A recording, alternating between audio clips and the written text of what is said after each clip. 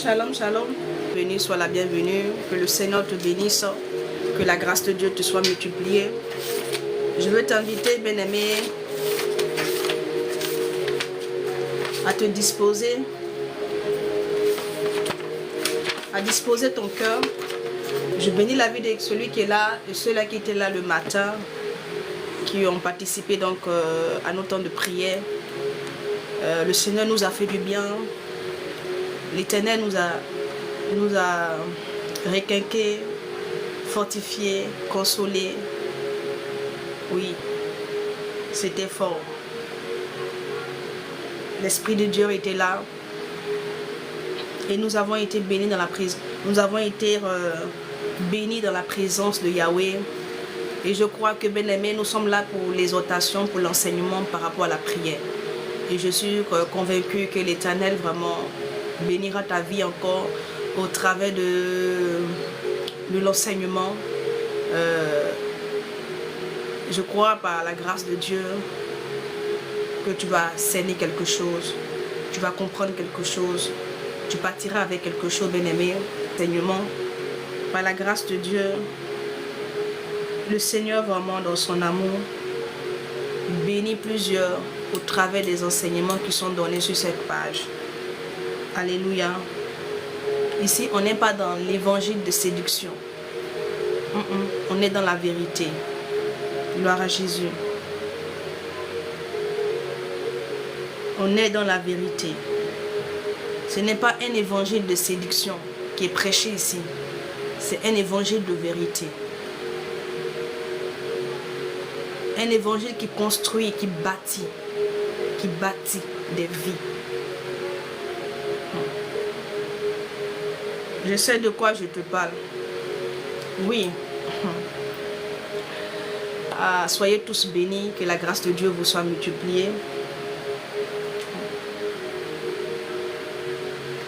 Si quelqu'un est aux yeux de Dieu, tu es mon frère, tu es ma soeur.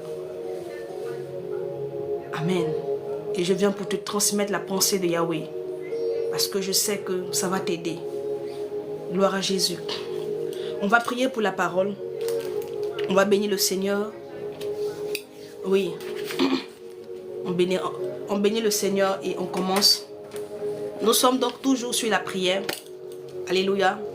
Je vous ai dit que c'est un thème que le Seigneur m'a donné pour nous aider vraiment à structurer nos prières, à ne plus faire des prières inefficaces, mais des prières qui pourront vraiment atteindre leur cible. C'est l'objectif, bien-aimé, que nous recherchons, bien-aimé, au travers de cet enseignement. Comprendre l'impact, l'importance de la prière. Celui qui ne comprend pas, bien-aimé, c'est que la prière, il va la banaliser. Il ne va pas se disposer pour pouvoir vraiment vaquer à la prière. La prière, c'est plus que ce que vous pensez, bien-aimé. Alléluia. Seigneur, je te rends grâce, je te bénis, je te loue de ce que tu me permets encore une fois de plus d'être là avec mes frères et sœurs. Tu me permets d'être là afin que je puisse partager avec eux cette parole bénie que tu as mis dans mon cœur. Donne-moi les mots justes, Seigneur, et que ces mots, ces paroles soient accompagnées de ta puissance, afin que toutes les terres dans lesquelles, mon Dieu, ces paroles seront sémées puissent porter des fruits, Seigneur, afin qu'il y ait un impact derrière, que les gens soient impactés par cette parole, que les gens soient vivement touchés, Seigneur Père, que la transformation vienne s'installer au travers, mon Dieu, mon roi, par le canal de cette parole qui sera distillée en ce jour. Qu'est-ce que moi je peux dire, Seigneur? Je suis tout simplement le canal que tu as choisi pour faire passer ton message. Utilise-moi, Seigneur, et bénis la vie de tous ceux-là qui sont là. Au nom de Jésus. Amen. Comment tu vas, Nadia? J'espère que tu vas bien. Je bénis le Seigneur pour ta vie. Ok, on y va. Je suis vraiment heureuse de vous retrouver. C'est une joie. Oui, c'est une nouvelle famille que le Seigneur m'a donnée. Et je suis dans la joie de vous retrouver. C'est avec une grande joie que je suis là. Que le Seigneur vous bénisse tous. Et dans ceux dont je n'ai pas même citer le nom, que le Seigneur vous bénisse, que la grâce de Dieu vous soit multipliée.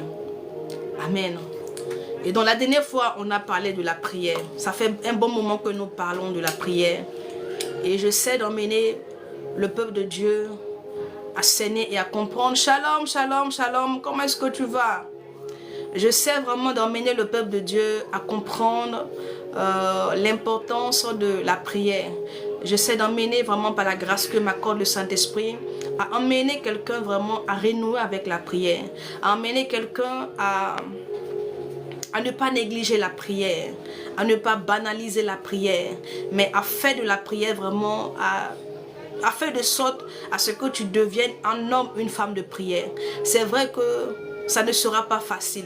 C'est vrai que ce n'est pas facile, mais ce n'est pas aussi, bien aimé, impossible de devenir un homme et une femme de prière.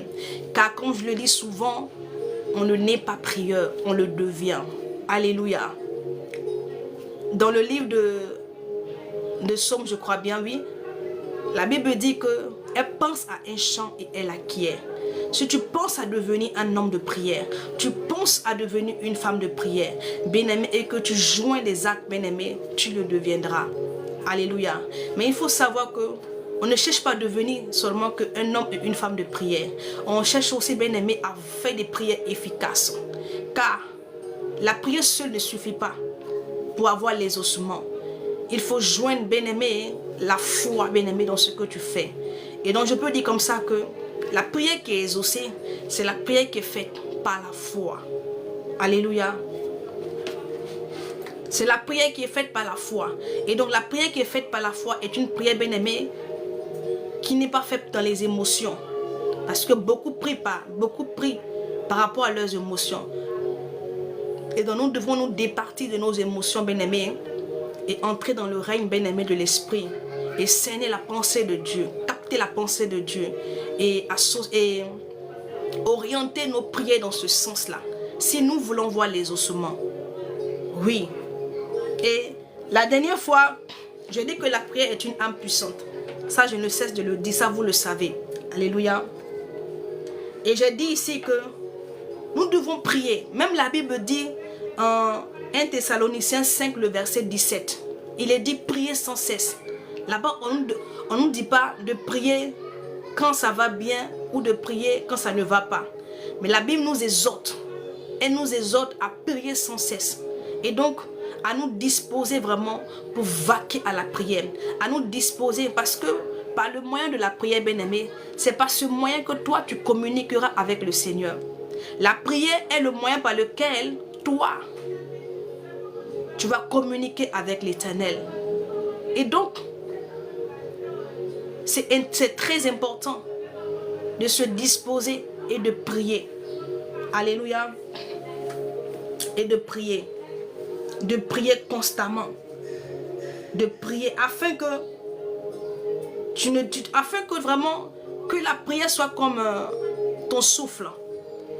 Il ne faut pas cesser de prier. Il ne faut pas s'arrêter de prier. Il faut prier, il faut prier, il faut prier. Même quand tu n'as pas envie, prie. La chair a des caprices.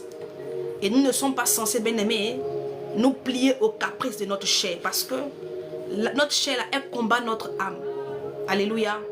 Et donc, nous devons soumettre la chair. Nous devons éduquer notre chair. Nous devons amener notre chair, bien-aimée, à nous soumettre à l'Esprit de Dieu. Alléluia. Parce que le Saint-Esprit veut que tu pries. Il veut que tu aies une vie de prière. Amen. Afin qu'au travers de la prière, tu puisses capter la pensée de l'Éternel pour ta vie. Les instructions de l'Éternel pour ta vie. C'est au travers de la prière que tu pourras capter toutes ces choses-là. Et donc le Saint-Esprit veut que tu pries. Mais ta chair ne veut pas que tu pries. Donc c'est à toi d'éduquer ta chair. C'est à toi d'emmener ta chair à se soumettre. À se soumettre à l'Esprit de Dieu. Amen. Et je dis comme ça la dernière fois que il y a des situations où la prière seule ne suffit pas. Amen. Il y a des situations où la prière seule n'est pas suffisante. Il faut joindre quelque chose à ta prière.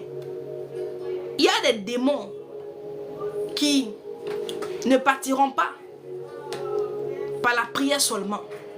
C'est-à-dire que tu peux les chasser par ta prière, mais ils n'iront pas. Il y a des situations, bien-aimés, où il te faut joindre quelque chose à la prière. Sinon, tu ne verras pas les ossements. Alléluia. Amen. On va aller rapidement. On va prendre Philippiens.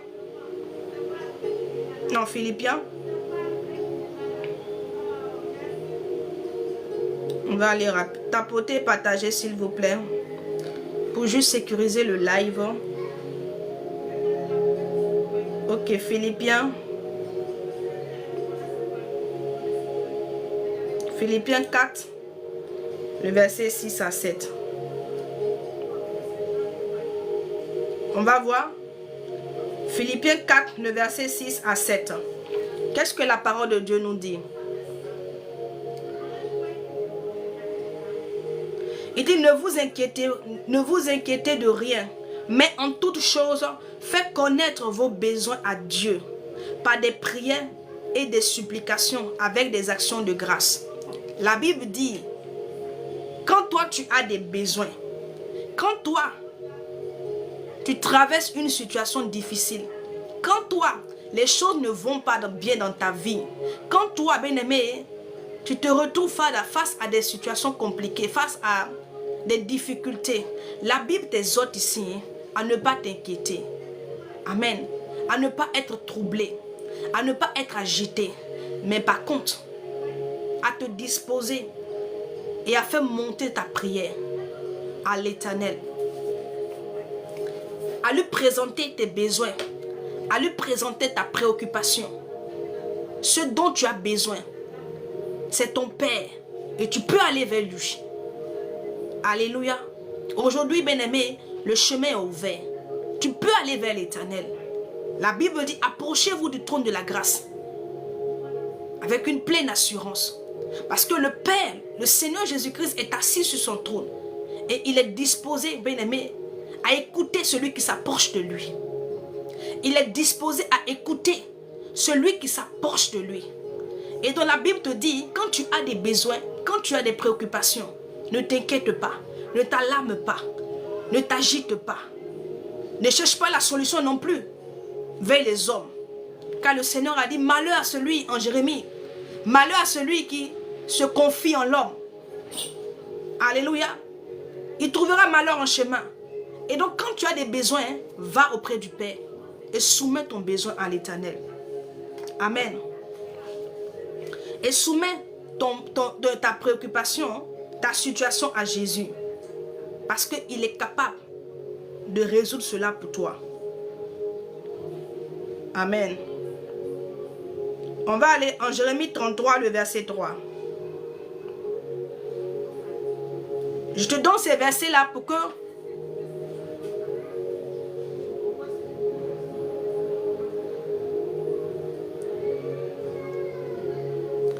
quelqu'un dit non que où en ce moment ma famille dort dans les problèmes. Jésus est là. C'est parce que tu n'es pas encore venu à lui. Il est là. Le Seigneur est là. Quand tu vas venir, il ne va pas agir pour toi. Jésus est là. Tourne ton regard vers lui. C'est que vous avez des problèmes, des difficultés. Mais il est là pour vous apporter le réconfort. Il est là pour intervenir. Il est là pour agir. Tourne ton regard vers l'Éternel. Il dit comme ça en Jérémie 33, le verset 3. Il dit, invoque-moi et je te répondrai. Je t'annoncerai de grandes choses, des choses cachées que tu ne connais pas. Il dit, invoque-moi et je te répondrai. Invoque-moi et je te répondrai. Donc, tu ne peux pas prier et puis le Seigneur ne va pas te répondre. Tu ne peux pas le chercher et puis ne pas le trouver. Si tu ne l'as pas trouvé, c'est que tu as mal cherché. C'est que tu ne l'as pas bien cherché. Il dit, je t'annoncerai de grandes choses. Shalom, shalom. Il dit, je t'annoncerai de grandes choses. Donc, bien-aimé, tu comprends que Il y a des choses qui sont cachées que le Seigneur veut te révéler. Je suis en train de résumer un peu ce qu'on a déjà vu. Et je pense ces versets bibliques. On va descendre. On verra qu'est-ce qu'il faut joindre à la prière pour que des situations, des démons, des entités puissent vous lâcher. Là, on est d'abord sur la prière. La prière en elle-même. Le Seigneur te dit, en Jérémie 33, il dit, invoque-moi et je te répondrai. Je te montrerai les choses cachées. Donc, il y a des choses qui sont cachées concernant ta vie. Le problème que tu vis, la situation que tu vis, bien-aimé, il y a des choses qui sont cachées que tu ne sais pas, qui dépendent sur toi physiquement, qui fait que ta vie est médiocre. Qui fait que tu avances, mais tu avances dans l'échec. Qui fait que tu es là et que tu tournes en rond. Oui, il y a des choses que toi tu ne vois pas, qui ont un impact sur ta vie, qui ont un impact négatif, bien aimé, sur ton évolution. Quand le Seigneur parle des choses cachées, donc il y a des choses qui se font dans le secret. Il y a des choses que toi tu n'as pas encore vues. Oui, il y a des choses peut-être même que tu as vues, mais tu ne comprends pas, bien aimé, l'impact de ces choses-là dans ta vie. Il faut que le Seigneur vienne pour t'ouvrir les yeux, afin que tu comprennes véritablement, mais donc c'était à cause de ça que ma situation était comme ça. C'est à cause de tel, que je n'arrivais pas à avancer. Je te prends un exemple simple.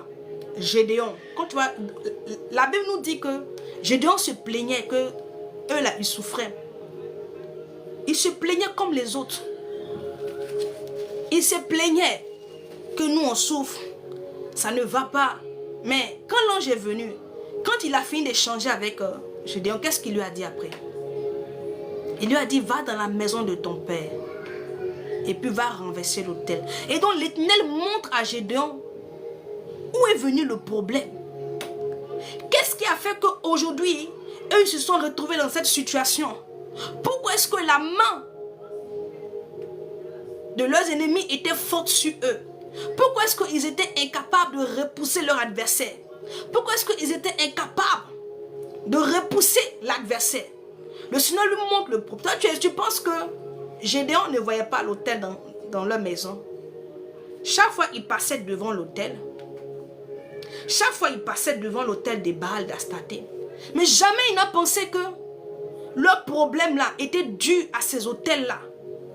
Il a fallu que le Saint-Esprit, l'ange vienne, envoyé par l'Éternel, pour réveiller son esprit, pour ouvrir ses yeux, pour l'emmener à comprendre où vient le problème. Est-ce que vous comprenez? Et donc, il dit, je te montrerai les choses cachées que tu ne sais pas. Donc, il y a des choses dans ta vie que toi, tu ne sais pas. Oui, toi où tu es là, tu subis des choses que des gens ont fait. Quand toi, tu n'étais pas encore né. Il y a des choses, bien aimées, que les gens ont fait. Toi, tu n'étais pas encore là. Et donc, le Seigneur veut venir pour te montrer ces choses-là.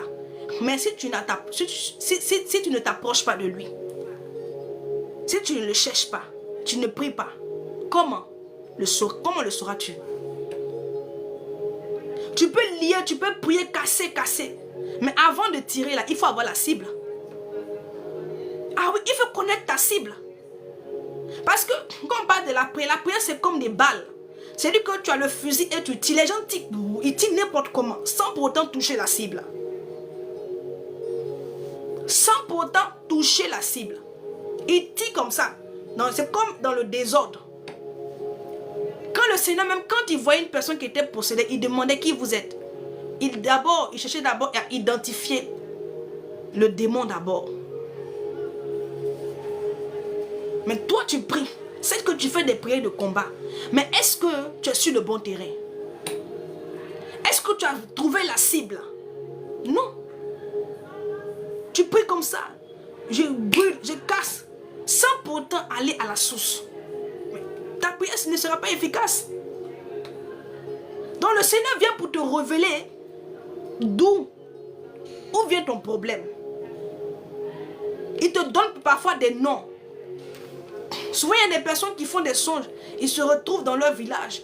Ils se retrouvent dans là où ils ont grandi. Parfois Dieu veut te parler.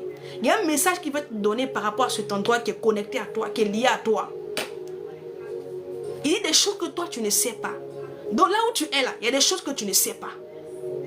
Que le Seigneur veut te montrer. Mais par la prière. Donc quelqu'un doit comprendre que la prière, elle est importante. Et donc je disais comme ça ici, que la prière seule ne suffit pas. Il y a des gens qui ont prié. Comme la personne qui vient de m'écrire tout à l'heure là, il dit j'ai prié, je suis fatigué.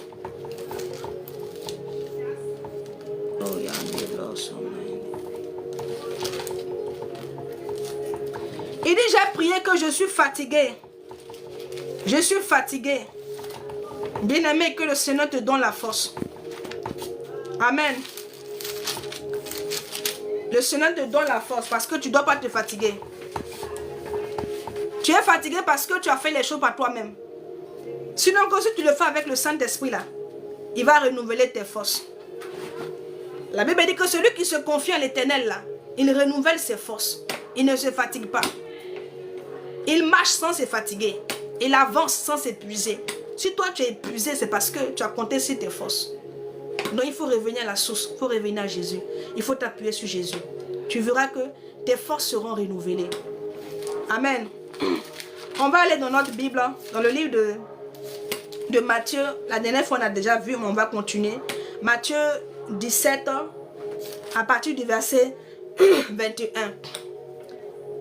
Il y a quelque chose parfois, il y a des situations qui nécessitent la prière et une autre chose. La prière seule là, ça ne peut pas. Il y a des démons là. Eux, tant que tu n'as pas joint cette chose à la prière, eux ne bougeront pas. Il y a des démons, il y a des situations. Il faut prier. Prie comme tu veux. Si tu n'as pas associé, la situation ne bouge pas. Il dit, mais cette sorte de démons ne sortent que par la prière et par le jeûne. Je l'ai expliqué la dernière fois. Il y avait un monsieur qui avait son fils qui était malade. Ils sont venus voir les disciples. Ils n'ont pas pu. Le monsieur allait vers Jésus. Il a expliqué son problème. Le Seigneur Jésus-Christ a menacé le démon qui fatiguait, qui avait donc habité cet enfant-là. Quand le Seigneur a chassé le démon est parti, il a lâché l'enfant. Donc les disciples, ayant vu cette action-là, ils étaient surpris. Ils se sont dit, mais comment? Nous, on a prié jusqu'à on n'a rien vu. Qu'est-ce qui s'est passé? Qu'est-ce qu'on a manqué? Et c'est là qu'il leur a dit, ce genre de démon-là, il ne part que par le jeûne et par la prière. Donc quand toi tu jeûnes, il y a des situations où tu dois associer la prière et le jeûne. Tu dois te disposer pour jeûner et pour prier. Et j'ai pris l'exemple de Esther. Quand Esther était dans une situation difficile, elle ne savait pas quoi faire. Que faire? Le roi ne l'appelait pas. Il ne venait pas vers elle. Et donc Esther publie un jeûne. En Esther 4, le verset 16. Elle publie un jeûne et elle demande à son peuple de la soutenir. Et elle se met à part pendant 3 jours où elle cherche le Seigneur.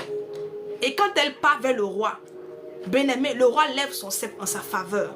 Elle trouve grâce auprès du roi. Parce que Esther est allée, il y avait une loi, bien-aimé, qui l'interdisait d'aller auprès du roi. Elle ne devait pas aller sous peine de mort. Il y avait une sanction. Elle était consciente. Mais quand elle a pris ces moments de jeûne, bien-aimé, elle a imploré la grâce, la miséricorde de l'Éternel.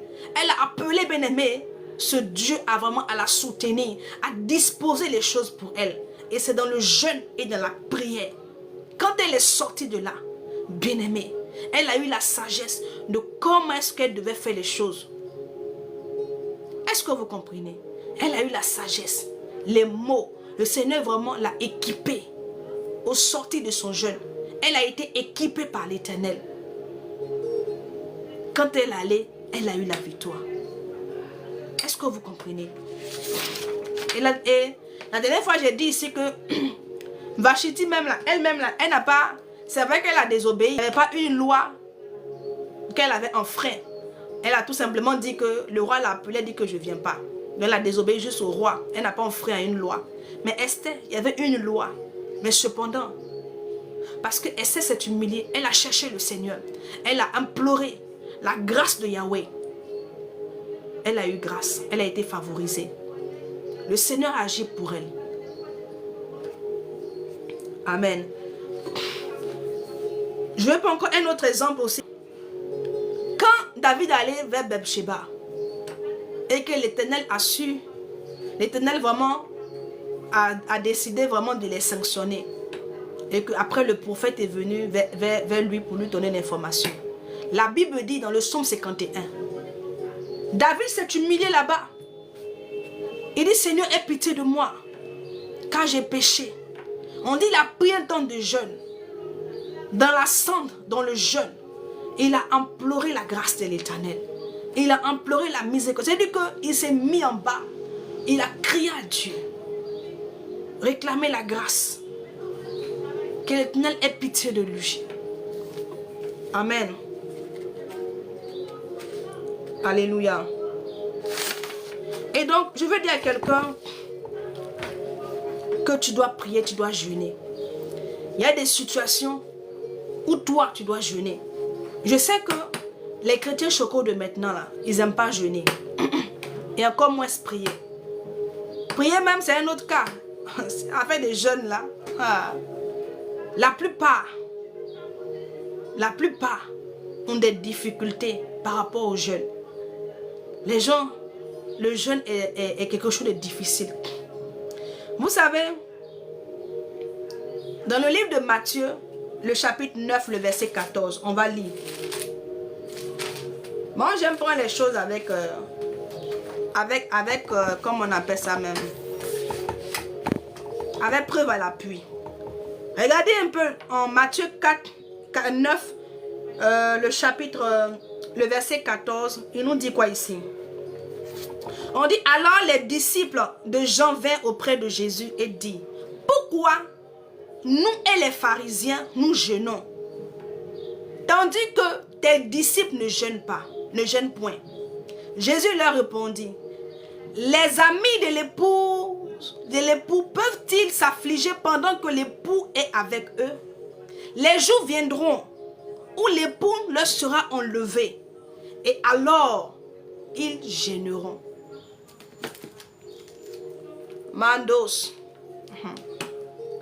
Alléluia. Les disciples de Jean sont venus voir le Seigneur Jésus-Christ. Ils lui ont fait une remarque. Et là, ils lui ont dit, mais nous jeûnons. Les pharisiens aussi jeûnent. Mais toi, tes disciples, là, on les voit manger seulement, ils ne jeûnent pas. Pour vous, c'est comment? Ils ne jeûnent pas. Donc, c'est dit qu'ils se sont renseignés, ils ont vu que les disciples ne jeûnaient pas.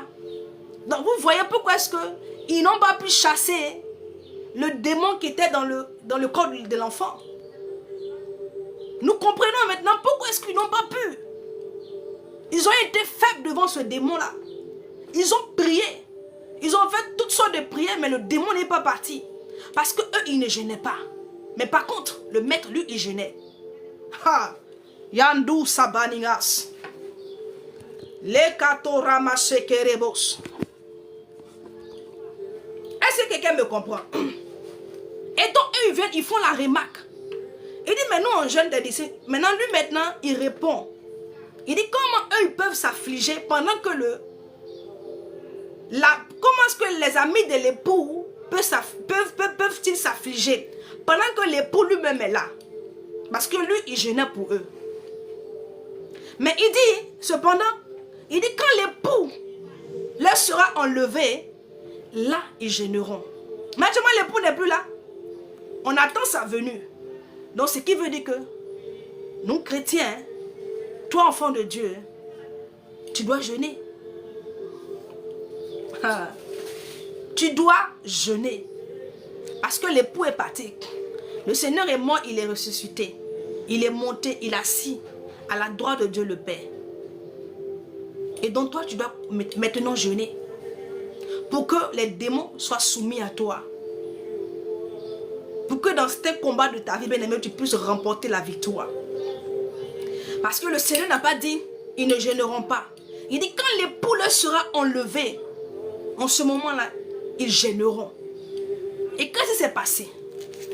On va dans le livre des Actes des Apôtres. 13. 13, le verset 2. Quand le Seigneur Jésus-Christ était avec les disciples, est-ce qu'il gênait? Il ne gênait pas. Mais quand il est mort et puis il est ressuscité, les disciples étaient dans la chambre haute. Ils étaient à Jérusalem. On part, on lit Actes des Apôtres 13, à partir du verset 2.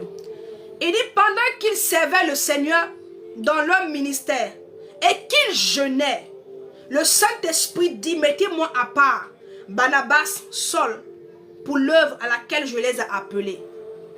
Donc maintenant, l'époux est parti. Et donc, qu'est-ce que les apôtres ont commencé à faire? Ils ont commencé à jeûner. Ce que le Seigneur avait dit en Matthieu, la réponse qu'il avait donnée aux disciples de Jean, il leur avait dit, quand l'époux leur sera enlevé, là ils gêneront. Mais Jésus est monté.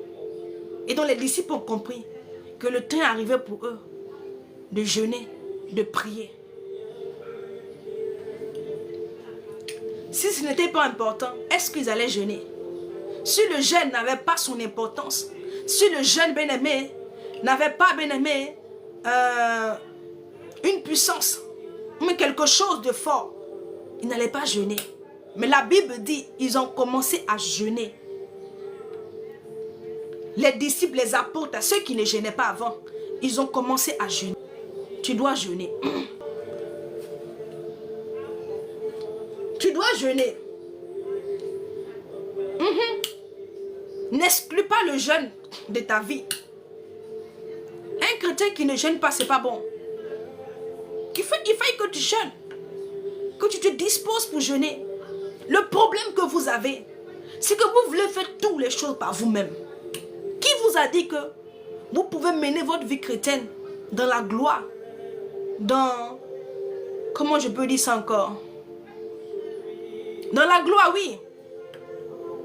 Par vous-même. Qui vous a dit ça?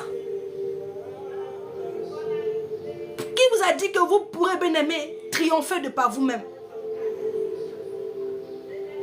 Le Seigneur a mené son esprit. Parce qu'il sait que tes forces, les forces que tu as là, ne sont pas suffisantes. Ça ne peut pas. Et donc il t'amène une autre force. Car il a dit, il est l'esprit de force. Le Saint-Esprit vient pour t'aider. Il vient pour t'épauler. Il vient en secours. Il vient pour t'assister. Maintenant, toi, tu dis que non. Tu ne veux pas ça. Et voilà pourquoi tu n'y arrives pas. Tu n'arrives pas à le faire. Ce n'est ni par la force. Mais c'est par l'Esprit de Dieu que nous arrivons à faire certaines choses. Il n'y a aucun chrétien, il n'y a aucun homme de Dieu, aussi grand, puissant qu'il soit, qui fait des choses de par lui-même. C'est l'Esprit Saint qui travaille au travers de nous, qui travaille. C'est le Saint-Esprit. Même le Seigneur Jésus-Christ, quand il a commencé son ministère, le Saint-Esprit l'avait déjà rempli. Il était rempli de l'Esprit. Il était conduit par l'Esprit. Quand tu vas en Ésaïe, on dit quoi? On dit l'Esprit, l'Éternel reposera sur vous, sur lui. L'Esprit d'intelligence, l'Esprit de sagesse, l'Esprit de force, l'Esprit de conseil. Et j'en passe. Donc il était rempli de l'Esprit de Dieu. Il faisait les choses avec le Saint-Esprit. Mais toi, tu veux faire les choses par toi-même. Et tu te plains que tu n'arrives pas. Je n'arrive pas à jeûner. Quand je me dispose, je n'arrive pas. Comment je fais? Mais le jeûne se prépare. Le jeûne, là, on le prépare. On ne se lève pas comme ça le matin. Aujourd'hui, je jeûne. Non. Le jeûne se prépare. Parce que ce n'est pas par toi, par tes propres forces. Tu dois jeûner tel jour. Peut-être je prends un jour comme ça. Nous sommes aujourd'hui vendredi. Tu dois jeûner le lundi. Dans tes prières, tu soumets au Saint-Esprit. Donne-moi la force, dispose mon esprit. Afin que le jeûne que je commencerai le lundi, mon esprit, mon âme, mon corps soient disposés. Et donc tu pries comme ça. Tu lui soumets ça. Jusqu'au jour. Quand le jour arrive, bien aimé, tu as la force. Il te communique la force. Il dispose ton esprit.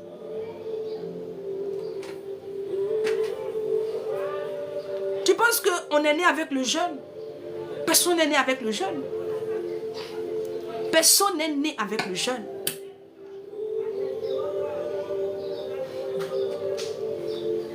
Alléluia. Personne n'est né avec le jeûne. Tu vois, ceux qui jeûnent, là, ils ne sont pas nés avec. Il y a quelque chose que eux, ils ont compris que toi, tu n'as pas compris. Ah. Ah. Que toi, tu n'as pas compris. Eux, là, ils font les choses avec le Saint-Esprit. Il est leur associé. Ils se sont endossés sur lui. Ah. Ok. Il dit quoi? En Romains 8, le verset 26. Il dit de même aussi l'Esprit nous aide dans nos faiblesses. De même, l'Esprit nous aide dans nos faiblesses. Donc nous sommes faibles. Mandi brania somanias. Tu es faible. Il dit de même aussi, l'Esprit nous aide dans nos faiblesses. Car nous ne savons pas ce qu'il convient de demander dans nos prières. Mais l'Esprit lui-même intercède par des soupirs inexprimables.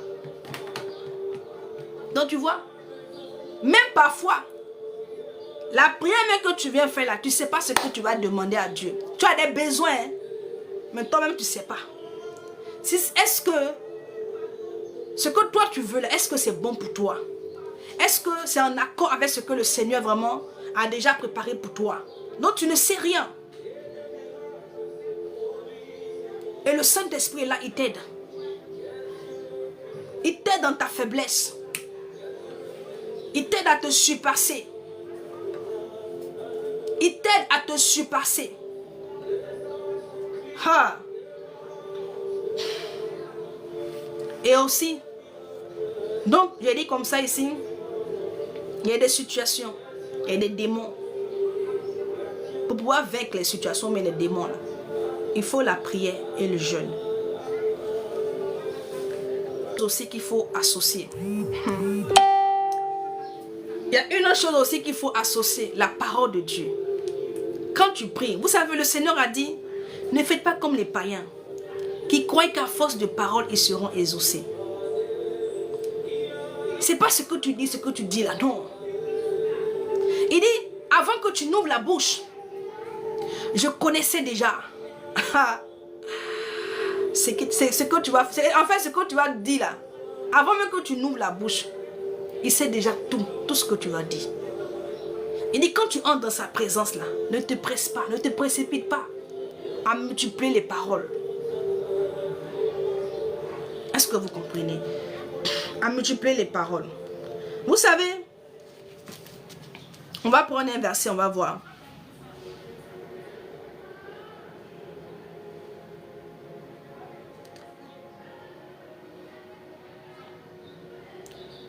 On va voir ce verset-là.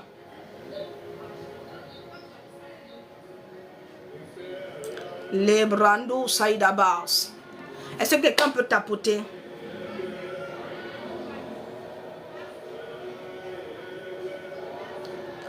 On va prendre un peu dans le livre de Matthieu. Matthieu 4. Pourquoi est-ce que quand toi tu pries là, tu dois utiliser la parole de Dieu? Vous savez, Dieu là, il exauce sa parole.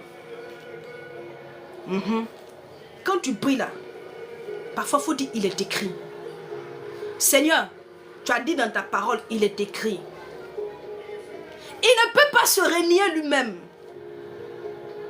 Il ne peut pas se renier lui-même. Présente-lui sa parole. Toi, tu penses que ce que tu vis là, ce n'est pas écrit ici.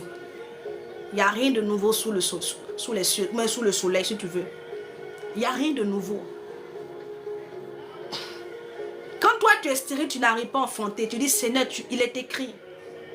Dans ta maison, il est dit, cette fois la stérile enfantera. Il n'y a pas de stérile dans ta maison. Qu'est-ce que tu dis de mon cas? Ce que je vis là, ce n'est pas ce que ta parole dit. Ce n'est pas ce que tu me dis. Voilà le genre de prière que toi tu dois faire. Ta parole dit, il est écrit. Seigneur, il est écrit, tu as dit dans ta parole. Ce n'est pas toi ta parole, c'est lui. Il ne peut se régner lui-même. Le Seigneur Jésus-Christ. On va aller en Matthieu. Matthieu le chapitre 4, à partir du verset 4. Jésus répondit, il est écrit, l'homme ne vivra pas de pain seulement, mais de toute parole qui sort de la bouche de Dieu. Et donc même le Seigneur Jésus-Christ, quand parfois il voulait même répondre, quand il a répondu au diable, même souvent, même quand les sacrificateurs venaient pour le tenter, quand ils venaient avec leur ruse, ils partaient toujours dans la parole de Dieu. Oui, il leur répondait avec la parole, avec ce qui est écrit. Et ça crée la confusion. C'est-à-dire que tous ceux qui étaient venus pour le confondre là, étaient eux-mêmes confondus. Il leur disait dans votre loi, dans votre truc, il est écrit là-bas. Et ils étaient tous confondus. Il faut être emmené, bien-aimé, à dire il est écrit. Quand tu pries, Seigneur, ta parole dit, ta parole dit. Mais tu n'arrives pas à le dire parce que tu ne médites pas. Est-ce que toi, tu as des temps où tu prends ta Bible et tu t'assois pour méditer la parole de Dieu? Tu es vide. Il n'y a rien en toi. Il n'y a rien. Parce que tu ne médites pas. Tu n'as pas de temps de méditation. Tu ne sais pas ce que Dieu dit. Tu ne sais pas ce que l'Éternel dit par rapport à ta situation. Et voilà pourquoi tu es troublé. Or, cependant, c'est écrit. Hein? C'est écrit ici dans ta Bible. Mais comme tu n'ouvres pas ta Bible, tu ne sais pas. Et donc, le problème arrive à te troubler. Parce que tu ne sais pas que la solution est là. Elle est là devant toi. Mais toi, tu n'es pas conscient. Parce que tu n'ouvres pas ta Bible. Tu n'as pas de temps pour chercher le Seigneur. Quand tu ouvres ta Bible, quand tu médites, tu es en train de chercher le Seigneur. Tu es en train de le chercher, sonder les Écritures, comprendre. Mais aucune méditation. Aucune méditation. Tu ne sais pas ce que même Dieu dit. Tu ne sais même pas qui tu es. Tu ne sais pas que tu as été créé pour un but. Mais cependant, tout est écrit. Hein. Tout ce qui te concerne là, tout ce qui concerne ta vie, ta destinée est écrit. David a dit que ta parole est une lumière sous mon sentier. C'est-à-dire que la parole, elle éclaire ton chemin. Elle éclaire ta voie. Mais tu ne la médites pas. Comment ton chemin sera éclairé? Ce qui est censé être une lampe pour toi, pour te éclairer. Tu ne prends pas du temps pour la méditer. Parce que la parole est aussi une lampe. Elle éclaire ta voie.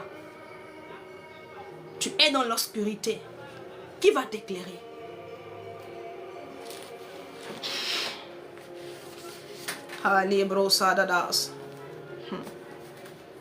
Voici ce qui rend aussi la prière efficace. Quand tu dis il est écrit, tu prends la parole de Dieu. Tu ne viens pas avec tes propres paroles, mais tu viens avec ce qui est écrit.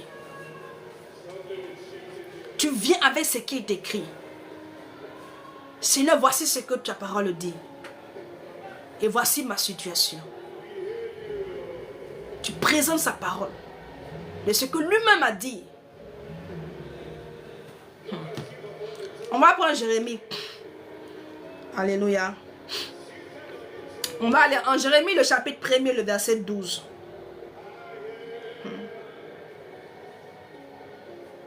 Quand on dit souvent aux gens, méditez, médite la parole de Dieu.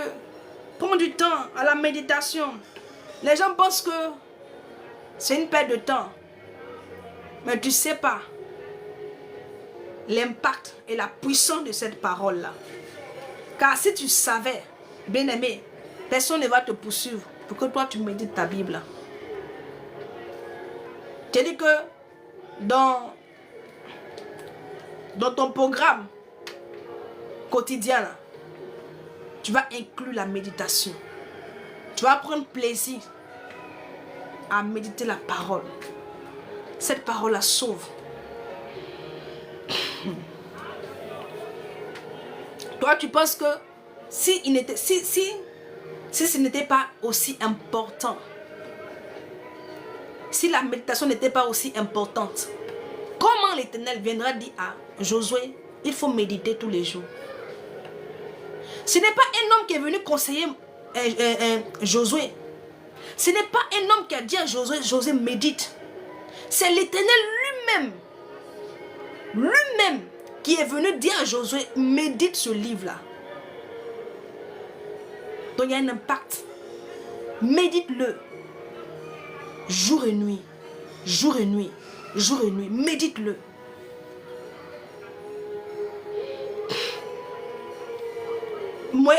Comment il s'appelle? Josué était avec Moïse. Moïse n'a pas dit cela à Josué. Il n'a pas dit à Josué, médite le livre là. C'est l'Éternel qui est venu dire à Josué, il faut méditer. Ne t'éloigne pas de ce livre là. Ne t'éloigne pas. Que ton cœur soit proche. Sois prêt. Et médite-le.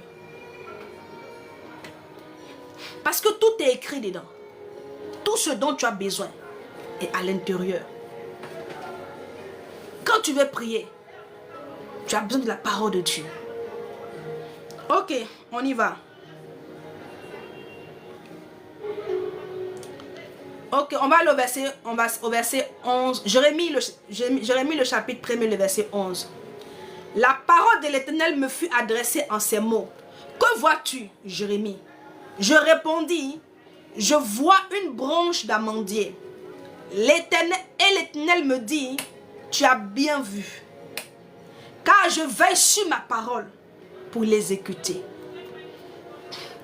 Car je veille sur ma parole. Il dit quoi? Je veille sur ma parole. C'est-à-dire que ce qu'il a écrit, ce que lui-même il a inspiré aux hommes, et puis les hommes ont écrit. Il dit que lui, il veille sur sa parole. Pour faire quoi? Pour l'exécuter. Donc tout ce qui est écrit là, bien-aimé, le Seigneur veille pour exécuter mot pour mot de ce qui est écrit. Donc tu ne peux pas venir dans sa présence et dire Seigneur, et lui dire Seigneur, il est écrit. Voici ma situation. Voici ce que je vis. Voici ma réalité. Mais ta parole dit que je ne suis pas comme ça. Ta parole dit que je ne suis pas comme ça. Tu parles ainsi et tu verras. Et tu verras. Et que le Seigneur nous bénisse. Il dit, il veille sur sa parole. Non pas sur toi ta parole, mais sur lui sa parole. Pour l'exécuter. L'Éternel exécute sa parole. Non pas toi tes paroles. Lui sa parole. On va aller en 2 Chroniques, le chapitre 6, le verset 27.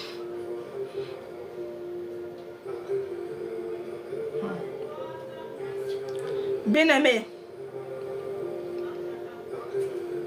tu sais aujourd'hui là, quand le diable vient t'attaquer là, hein, le diable là, il vient plus à autre chose, hein, il vient avec la parole. Oui.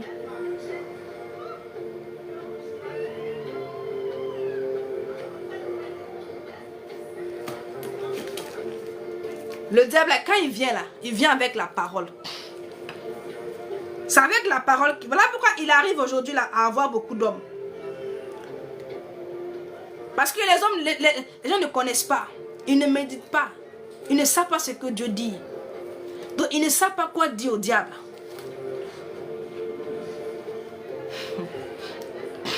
Ils ne savent pas quoi dire au diable. 2 Chroniques, le chapitre 6, le verset 27.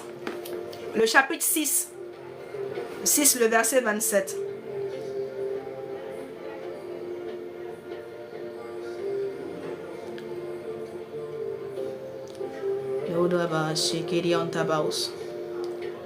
Ok, on va lire ça. Il dit ici, il dit exauce-les. Exauce-les des cieux, pardonne le péché de tes serviteurs et de ton peuple, d'Israël, à qui tu enseigneras la bonne voie dans laquelle ils doivent marcher, et fais venir la pluie sur la terre que tu as donnée pour héritage à ton peuple.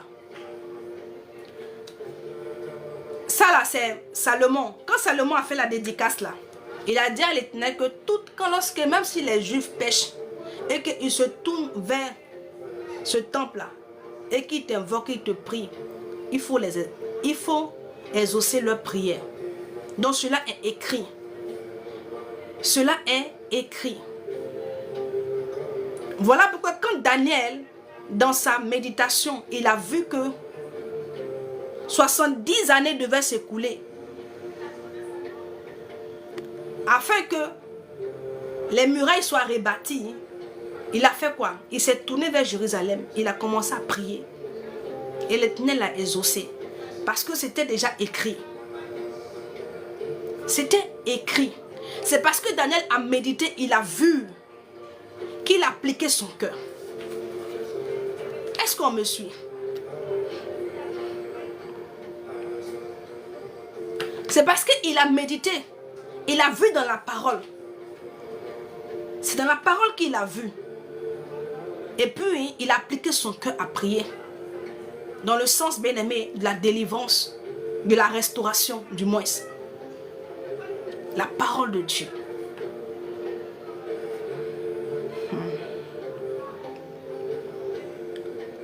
Ok. On continue. J'exhorte vraiment quelqu'un. Je t'exhorte, mon frère, ma soeur. Je t'encourage à méditer la parole de Dieu. Je t'encourage à ne pas négliger la parole. Médite-la. Ça va t'aider. Médite la parole de Dieu. Il n'y a rien de nouveau. Il n'y a aucune situation qui est nouvelle. Tout ce que nous vivons aujourd'hui là, il y a des gens qui ont déjà vécu cela avant toi. Tout ce que toi tu traverses aujourd'hui là, d'autres ont déjà traversé ce genre de situation. Oui, il y a des femmes qui ont connu des cas de stérilité, mais l'Éternel a intervenu en leur faveur. Est-ce que tu comprends? Il y a des hommes qui se sont retrouvés, bien aimés, dans des endroits secs, où il y avait rien. Mais l'Éternel, parce qu'ils ont obéi à la voix de l'Éternel, ces personnes-là, bien aimées, ils sont ressortis avec de grandes richesses. Tout est là pour ton instruction. Comme la Bible nous dit, tout est là. Tout a été mis parce que c'est utile pour toi, c'est utile pour moi. C'est parce que le Seigneur a trouvé cela utile. Toi-même, nous sommes bénis. Tu es béni, mon frère. Tu es béni, ma soeur. Tu sais, les apôtres là, ils étaient dispersés. Avant, il n'y avait pas de téléphone pour dire que je vais prendre mon portable, je vais communiquer, je vais l'appeler. Oui, tu es où? Ça va pas. Et puis on se fortifiait. Il n'y avait pas ça. Chacun était dans son combat. Chacun était dans son combat. Aujourd'hui, là, toi, tu as Paul. Il y a Pierre qui est là. Tu as tout. La parole, là, tout est là, tout est réuni, c'est là pour te fortifier. Tu peux aller méditer Paul, tu seras fortifié. Tu peux aller méditer un peu les épîtres de Pierre. Tu peux aller, bien aimé, aller dans Matthieu. Vois un peu le parcours de Jésus. Et ça va te fortifier. Ça va t'encourager. Vois tout ce que le Seigneur a fait. Toutes ces guérisons-là. Et ça va créer en toi l'espoir. Mais les disciples, ils n'avaient pas tout ça. Est-ce que quelqu'un me comprend? Ils n'avaient pas tout ça. Chacun était dans son endroit, dans son combat, dans sa mission. Est-ce que quelqu'un comprend? Dans sa mission. C'est quelques rares fois, quand d'autres se déplaçaient, ils rapportaient les informations. Comment est-ce que l'autre se porte là-bas? Ils étaient solitaires. Oui, coupés des siens. Ils allaient d'une ville à une autre. Ils se fortifiaient. Ils se fortifiaient. Oui, il n'y avait personne parfois pour les fortifier. Mais ils étaient conscients de la présence de Dieu. Et cela les suffisait, bien-aimés, pour continuer la bataille, pour continuer le combat, pour continuer à annoncer l'évangile, pour continuer, bien-aimé, à répandre l'évangile. Mais toi, tu as tout là, tu as tout qui est là. Tout est là. Voilà pourquoi la Bible dit que nous sommes sous l'aide de la grâce. Mais c'est une grâce pour toi, c'est une grâce pour moi. Mais beaucoup ne réalisent pas encore la grâce qu'ils ont. Beaucoup ne réalisent pas cette grâce-là. Ils banalisent cela. Hein? Ils ne voient pas l'importance de méditer. La Bible dit qu'il y a un homme qui est quitté en Éthiopie. L'intendant unique là, il est quitté en Éthiopie, bien aimé. La Bible dit qu'il est en train de méditer. Il ne comprenait pas. Mais quand même, il allait quand même à Jérusalem. La Bible dit qu'il méditait, mais il ne comprenait pas le sens. Mais ce n'est pas pour autant qu'il a jeté. Pour dire, ah, mais je ne comprends pas. Mais depuis je médite, je ne comprends pas. On dit qu'il allait pour adorer le Seigneur. Il lisait, il ne comprenait pas. Et l'Éternel a vu dans le cœur de cet homme-là comment cet homme le cherchait. Il cherchait à comprendre les Écritures. Et c'est comme ça. Hein? L'Éternel a emmené son serviteur. C'est comme ça qu'ils ont emmené Philippe. Ils ont emmené pour aller expliquer au monsieur. Afin qu'il soit éclairé. Parce qu'il devait comprendre pour se faire baptiser. Il devait comprendre pour être sauvé. Le Seigneur a dit à eux, à ceux-là, ils ne peuvent pas comprendre. Parce qu'il y a un voile. Car s'ils comprennent là, ils seront sauvés. Toi, tu as la parole qui est là. Tu as le Saint-Esprit pour t'emmener à comprendre les Écritures, à comprendre la parole de Dieu, à comprendre le sens des différents versets, à avoir la révélation, afin que tu sois éclairé, afin que tu sois illuminé. Mais toi, tu ne veux pas. Mais qui va le faire pour toi? Qui le fera pour toi? Personne. C'est que tu sois un chrétien dépendant. Tu vas toujours dépendre des autres. Oui. Tu vas toujours dépendre.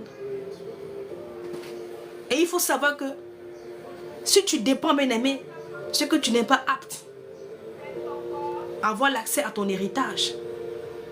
Car cela voudrait dire que tu es encore un bébé spirituel. Tu n'es pas encore mûr. Oui, tu n'es pas encore mûr. Car celui qui est mûr, qui a la maturité, a compris que cette parole-là, elle est très importante pour lui. Et qu'il doit plonger son cœur jour et nuit. Il doit chercher à comprendre, à connaître la vérité. Le monsieur, il venait dans son chat. Il lisait, il ne comprenait pas. Mais Dieu a vu dans son cœur. Le Seigneur menait quelqu'un pour le faire comprendre, pour l'emmener à comprendre. Quand le disciple est venu, quand il est venu, il a expliqué, il a demandé à l'homme, qu'est-ce que tu fais? Il dit, ah mais je lis mais je ne comprends pas. Il a demandé, est-ce que tu comprends? Il dit non. Il dit, monte.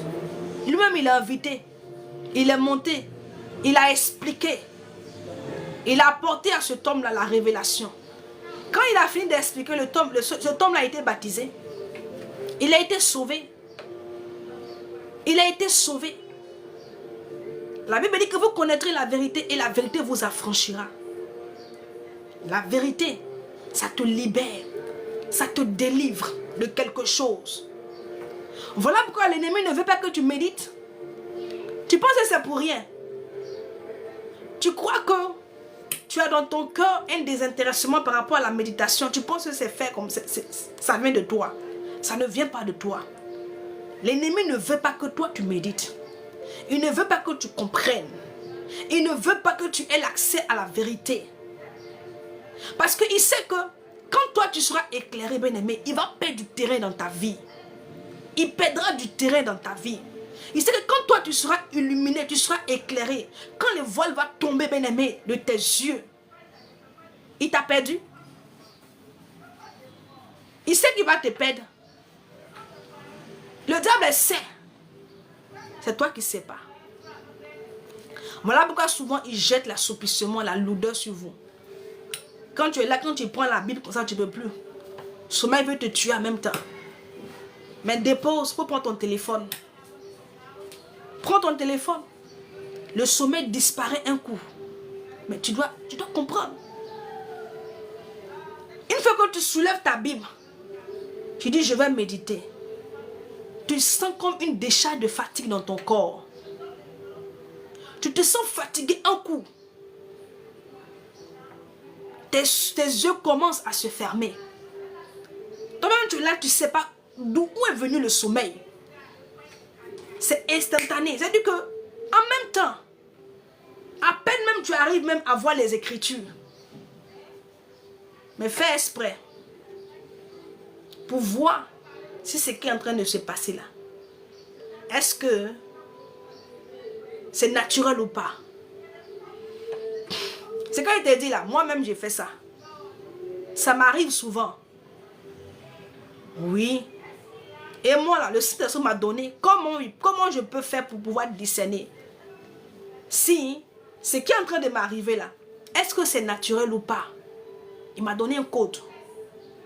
Et donc qu'est-ce que je fais? Quand je suis là, je n'ai pas sommeil. Quand je soulève ma Bible et que je veux méditer, je sens une décharge de fatigue. Mes yeux commencent, et quand c'est comme ça, je m'efforce à méditer.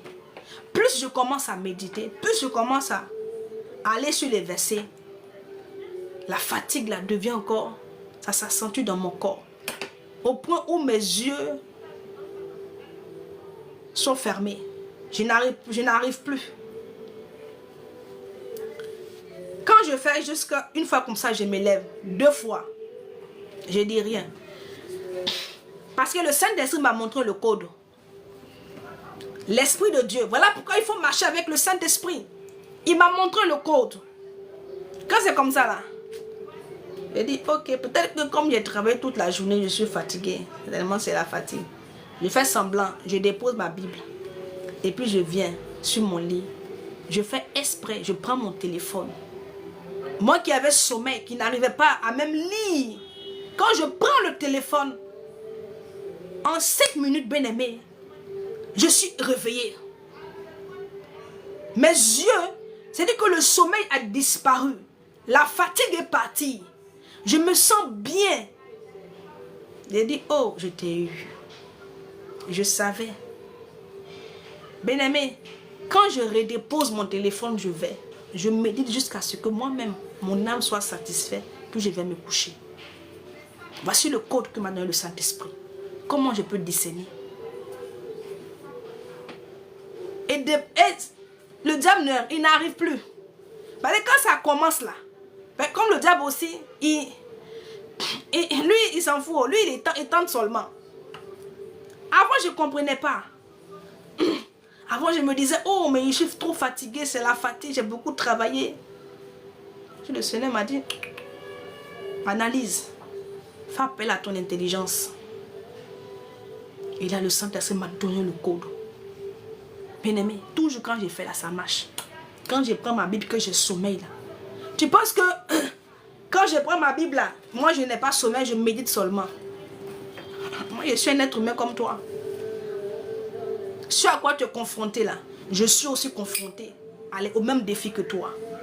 Le diable aussi me combat pour ne pas que je médite. Le diable là, il me combat pour ne pas que je médite, pour ne pas que j'ai l'accès à la vérité. Tu penses que c'est toi seul. Tu n'es pas la seule, tu n'es pas le seul. Oui. Même il y a des fois, je suis couché. Quand il est l'heure de ma prière, quand j'ai trop bougé dans la journée, j'entends dans mon esprit, mais il faut dormir, c'est quoi?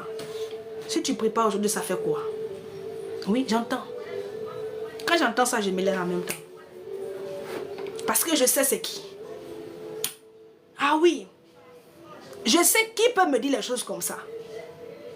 Et le plus souvent, quand je force que je me lève pour prier, bien aimé, quand je vais quand je repars après la prière pour aller me coucher, il y a toujours des songes, il y a toujours une révélation que je reçois de la part de Dieu.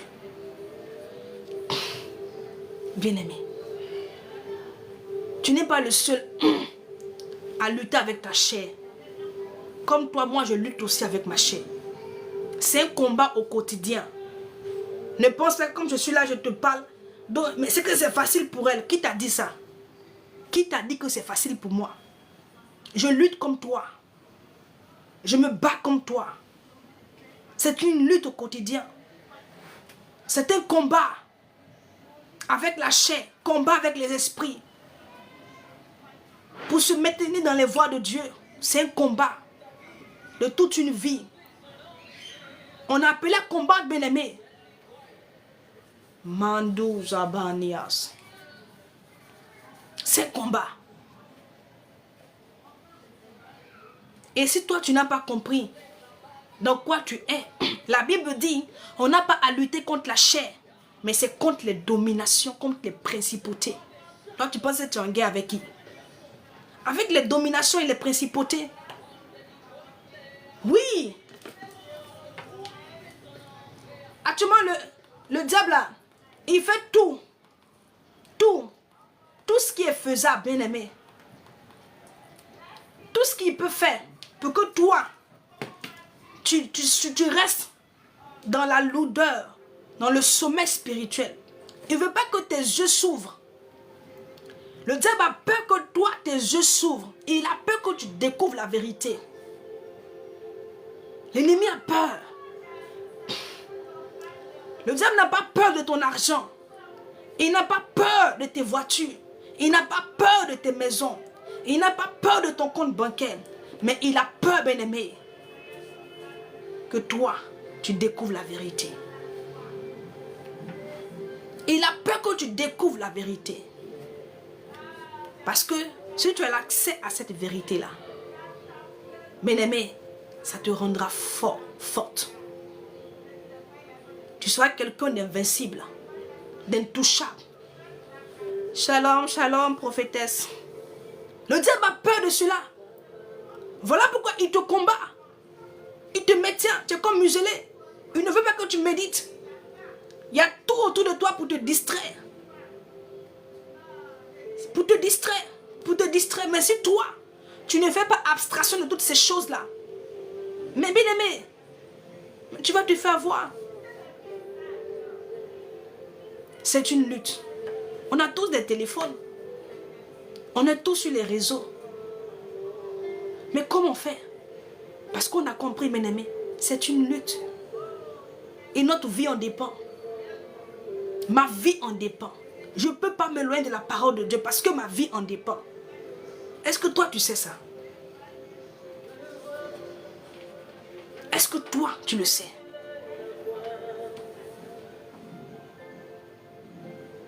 Quand tu comprends ces choses-là, ta vie en dépend. Ta réussite en dépend. Ton succès en dépend. Et donc, tu ne peux pas jouer avec ça. Oui. Ne pensez pas que les hommes de Dieu que vous voyez, qui viennent, qui prêchent la parole de Dieu, qui annoncent, vous pensez que, genre, pour eux là, c'est-à-dire que les choses sont faciles. Il n'y a rien qui est facile. Il y a toujours un prix à payer. Toujours un prix à payer. Il y a un prix à payer. Tu aimes la télévision, tu vas arrêter d'aimer la télévision. Ça sera ton prix à payer. Pour passer plus de temps dans la parole de Dieu. Tu vas sacrifier tes heures que tu prends pour regarder les séries. Pour passer ton temps à méditer la parole de Dieu. Oui. Tu aimes aller sur les réseaux. Tu vas sacrifier cela. Parce que tu es conscient que les réseaux là, ça ne peut rien t'apporter. Par contre, Jésus si. La prière si. La méditation si. Il y a un sacrifice. Les gens ne veulent pas faire des sacrifices. Mais ils veulent être bénis. Seigneur, bénis-moi. Ça ne peut pas se faire. Ça ne peut pas se faire. Il y a un sacrifice. Et chacun d'entre nous fera ce sacrifice-là. Chacun fera ce sacrifice-là. Il n'y a rien qui est servi sur un plateau d'argent. Et puis on te donne comme ça cadeau. Il n'y a rien. Même de l'autre côté là-bas. De l'autre côté là, où vous connaissez là. Où le chemin est large là. Mais là-bas, on vous exige des choses. Est-ce que là-bas, on ne vous exige pas des choses? Demandez à ceux qui sont dans les loges maçonniques là. Demandez-leur. Ils ont des pratiques, ils ont des incantations, mais de quoi ils doivent se lever à des heures. Ils sont obligés de se lever à des heures pour faire des trucs. Faut vous jouer. Hein? Ils doivent se lever à des heures pour réciter je ne sais quoi. Maintenant, toi qui es enfant de Dieu, tu vas juste prendre ta Bible pour méditer. Toi, tu ne veux pas. Pendant que toi, tu dors, quelqu'un est à côté là-bas. Il est en train de faire des trucs, des incantations. Il est en train de réciter des choses. Appeler ton âme. Toi, tu es couché, tu dors. Lui, il a sacrifié son sommeil pour te faire du mal. Mais toi, tu préfères dormir. Et vous vous plaignez. Vous vous plaignez. Il n'y a rien qui est facile. Je dis à quelqu'un, rien n'est facile. Tu vas payer un prix. Il y a un prix à payer. Oui. Ce que tu aimes qui t'empêche, toi, de méditer, de communier avec le Seigneur, c'est pas toi. Quelque chose qui va venir bouffer ton temps. Le temps que tu dois passer avec Jésus. Mais c'est pas toi. Éloigne-toi. Oui. Quelle est ta priorité? Quelle est ta priorité, bien-aimé? Ta relation avec Dieu ou ce que tu es en train de faire?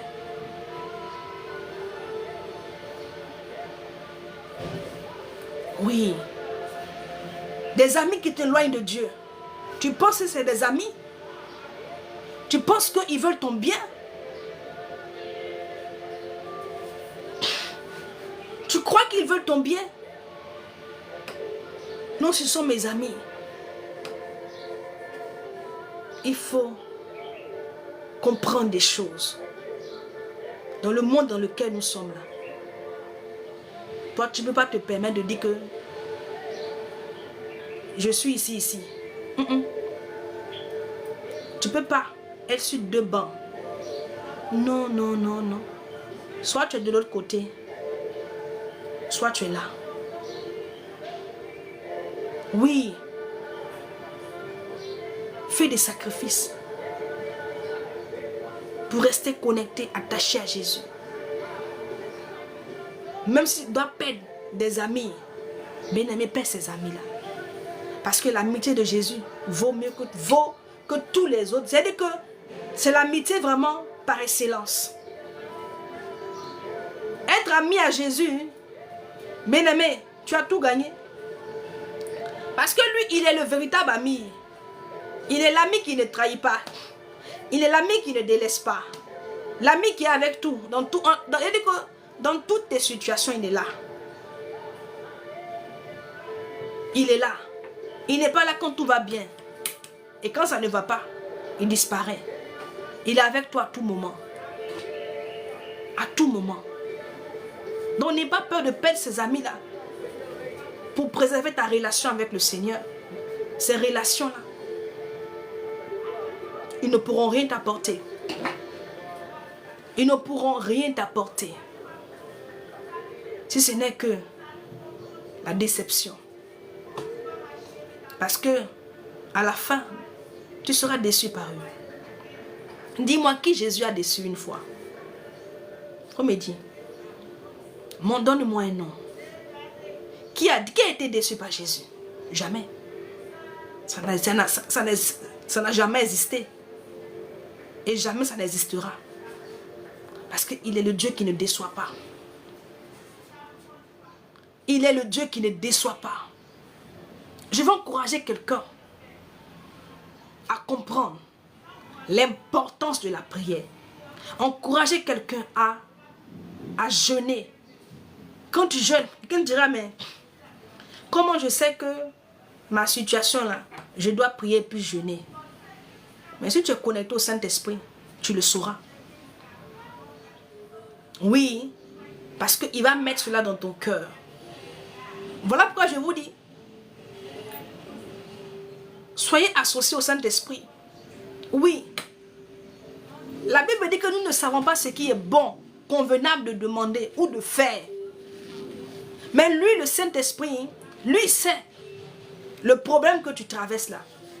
Qu'est-ce que tu dois faire pour qu'il y ait la solution?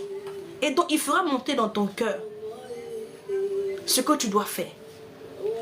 Voilà pourquoi souvent il y a des personnes qui sont là, qui disent que je suis dans mon esprit que je dois jeûner. Quand tu vois des personnes jeûner, c'est parce que ils ont sorti cela en eux. En fait, ce n'est pas venu d'eux, mais c'est venu du Saint-Esprit. Ou soit il passera par quelqu'un pour te dire qu'il faut jeûner pour tel problème. Prends un moment de jeûne. Et quand tu prends le moment, toi-même tu vois ce que le Seigneur fait. Parce que Dieu confirme que c'est lui effectivement qui a mis cette parole dans la bouche de la personne qui t'a orienté. Parce que pendant le jeûne, toi-même tu vois des choses se passer, se produire. Il n'y a rien que nous faisons, bien-aimés, par nous-mêmes. On le fait par l'Esprit de Dieu. Moi, je jeûne par rapport au Saint-Esprit. C'est lui qui me dit, fais ça, puis je fais. Et quand ça vient de lui, bien-aimé, j'ai la force pour le faire. Parce qu'il me donne la force. Je ne sens pas. Et aussi, joindre la parole. Parce que l'Éternel a dit que lui, il exécute sa parole. Tout ce que toi, tu vis là, tu as comme l'impression que c'est nouveau pour toi. Tu es le seul dans cette situation. Mais quand tu ouvriras ta Bible là, tu vas te retrouver à l'intérieur. La Bible est comme un miroir. La Bible, c'est un miroir. Quand tu prends là, tu te vois. La Bible, c'est un miroir. Tu prends comme ça, puis tu te vois dedans. Ah! Donc c'est moi, je suis là. C'est comme ça la Bible est. Parce que ton problème là, c'est quelque part. Souvent même le Seigneur, mais quand il veut même te tu es là comme ça et puis tu entends dans ton esprit un verset. Ou bien souvent tu dors comme ça et puis on te donne un verset comme ça. En songe ou bien en rêve. Quand tu viens, tu prends le verset là. Ça parle de ce que tu vis. Et puis tu es là, tu pleures seul. Le verset parle à ton cœur, ça parle à ton âme. Oui. Ça parle à ton âme. Tu lis toi seul et puis tu es touché. Ou soit on te donne un verset biblique, quand tu viens, tu es réconforté, tu es fortifié.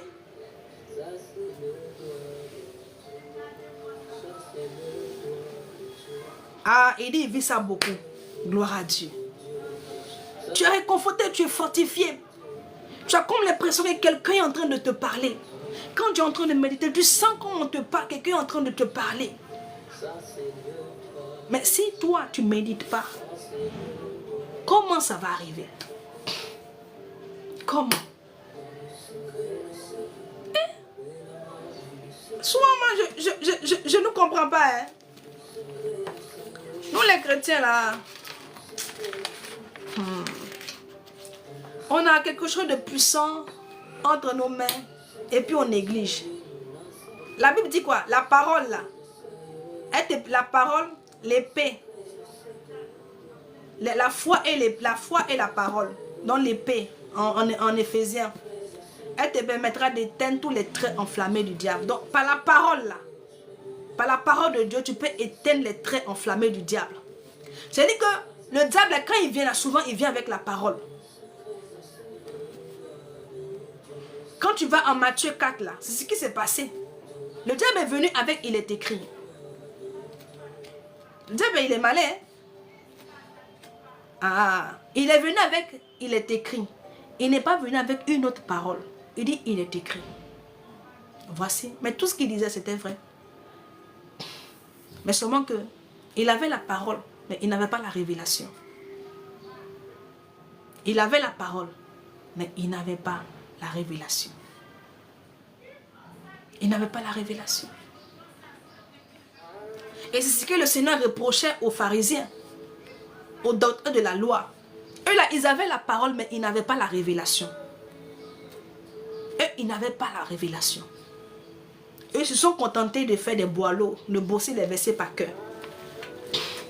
La loi de Moïse, les premiers livres de l'Ancien Testament, le Pentateuque là, Genèse, Exode, Lévitique, Nombre, Deutéronome. Ils avaient ça en tête. Ils étaient des docteurs dans la parole. Mais ils n'avaient pas la révélation. Voilà pourquoi le Seigneur pouvait dire comme ça à Nicodème. Que si quelqu'un, il a donné une parole à Nicodème, Nicodème a été frappé. Il a dit, mais comment ça?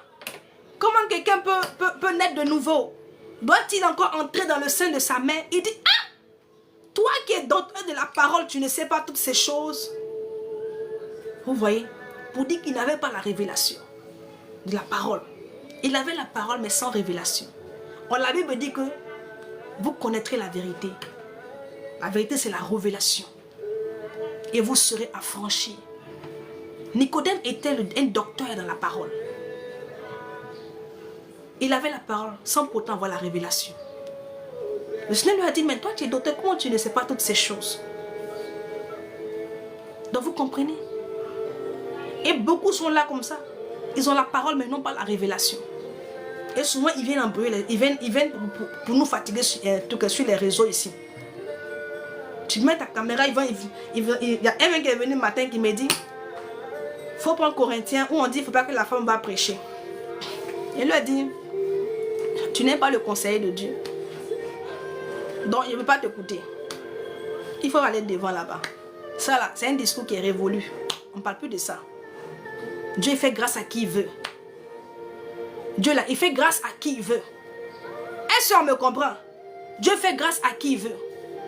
Les apôtres là, eux là, ils étaient destinés à aller annoncer l'évangile aux brebis égarées de la maison d'Israël. Mais l'apôtre Paul, il a reçu une autre mission, d'aller vers les païens. D'aller vers les païens. Dieu fait grâce à qui il veut. Qui est son conseiller? Qui est son conseiller? S'il trouve un cœur disposé par lequel il peut passer pour sauver des vies, tu penses qu'il va venir te demander toi conseil d'abord? Parce que toi tu n'es pas, parce que toi... Non. Dieu fait grâce à qui il veut. Voilà pourquoi, quand le Seigneur a emmené l'apôtre Pierre chez Corneille, il a été surpris. Car Il n'était pas censé aller chez les païens. Mais la grâce est tombée dans la maison de Corneille. Et l'Éternel a emmené, le Seigneur Jésus-Christ a emmené Pierre dans la maison de Corneille. Quand il est revenu, quand les autres ont appris, ils se sont indignés. Il est venu, il leur a dit, hey, c'est pas moi. Dieu fait ce qu'il veut, avec qui il veut. Il accorde sa grâce à qui il veut. Qui sommes-nous pour aller contre ce que Dieu veut faire? Cet homme a trouvé grâce. C'est pas nous on bénit. C'est Dieu qui bénit. Il bénit qui il veut. Il fait du bien à qui il veut. Il utilise qui il veut. Toi, où est ton problème? Les gens ils font semblant, ils font comme ils connaissent Dieu que plus que toute personne ne connaît Dieu. On connaît juste en partie. Qui peut connaître Dieu dans sa grandeur totale? Personne. Personne. Est-ce que quelqu'un me comprend? Je t'encourage, ma soeur. Je t'encourage, mon frère, à prier. Peut-être que tu avais arrêté de prier. Je t'étais découragé. Mais je t'invite à renouer avec la prière. Au travers de la parole que tu as entendue. Que cette parole vienne réveiller, vienne susciter en toi, bien-aimé, ce guerrier, cette guerrière que tu es. Parce que je sais que tu n'es pas quelqu'un, tu n'es pas un faiblard, non. Je sais que tu n'es pas un paresseux par rapport à la prière, non. Quelque chose est arrivé dans ta vie. Et c'est ce qui t'a mis à terre. Mais je prie que la grâce de Dieu te relève. Que la grâce de Dieu te relève de là où tu es. Et que l'esprit de la prière se connecte à toi. Afin que tu reprennes ta place. Alléluia. Car la prière te permet de te connecter au Seigneur. Une bouche qui est fermée. Quand toi ta bouche est fermée, tu ne pries pas, tu ne déclares pas, tu proclames, tu ne dis rien. Mais le diable va continuer. Il continuera à t'oppresser. Il va penser qu'il est arrivé. Mais la bouche de plusieurs personnes, leur bouche est fermée parce qu'ils ne savent pas quoi dire. Parce qu'ils n'ont pas la parole. Qu'est-ce qu'ils diront? Qu'est-ce qu'ils pourront dire? Leur bouche est fermée parce qu'ils ne savent pas quoi dire. Ils n'ont rien à dire. Mais tu ne peux pas méditer la parole de Dieu bien-aimé et puis tu n'auras rien à dire. C'est pas possible. Tu ne peux pas méditer, t'imprégner de la parole de Dieu. Où chaque jour ton cœur est sur cette parole-là. Et puis tu n'auras rien à dire. C'est pas possible. Parce que moi-même je l'expérimente. Ah oui. Quand j'entre dans la présence de Dieu, le Saint-Esprit m'aide. C'est-à-dire qu'il se sert de ce que j'ai médité là. Il se sert de ce que moi j'ai médité. Je vous assure, les paroles que j'ai lues, que j'ai vues, sont restées dans mon cœur. Et le Saint-Esprit se sert de ces paroles-là pour intercéder au travers de moi. Oui, c'est ce qui se passe. Et je prie avec ces paroles. Je déclare, j'ordonne, je décrète sur la base de la parole de Dieu. C'est un fondement pour moi, un fondement solide. Je m'appuie sur la parole. Et quand je déclare, je décrète, j'ordonne. Mais l'ennemi va prendre la fuite, forcée. Parce que ce que je présente là, il ne peut pas tenir devant. Oui. C'est pour cela que quand le Seigneur a chassé le démon a fui, il est parti. Quand il a dit au diable, il est écrit. Le diable a emmené, il dit, il est écrit. Il a emmené, il dit, il est écrit. Il est étouffé, il est bloqué de partout. Que faire? Il est parti. Il est parti.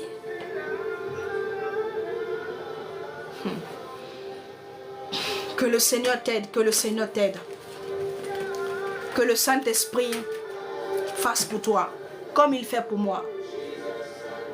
Ce Dieu-là qui m'emmène aujourd'hui à pouvoir te parler ainsi, dans le secret, qui m'a permis d'expérimenter des choses avec lui. Et je sais que ce que je fais, c'est qu'il me permet d'expérimenter chaque fois n'est rien comparé à ce qui m'attend. Oui, je suis insatisfaite. Je veux plus de lui. C'est ce que Dieu veut. On ne le dérange pas, c'est ce qu'il veut. C'est pas lui qui a pris, il a pris l'exemple de la femme qui a opportuné le juge, le juge là. On dit, elle a tellement opportuné le juge que lui-même il dit, c'est plus la peine. Qu'on lui rende justice pour que je puisse respirer. Donc, il a pris cet exemple pour dire que c'est comme ça. Nous devons insister. Nous devons insister auprès de lui et ne pas nous relâcher.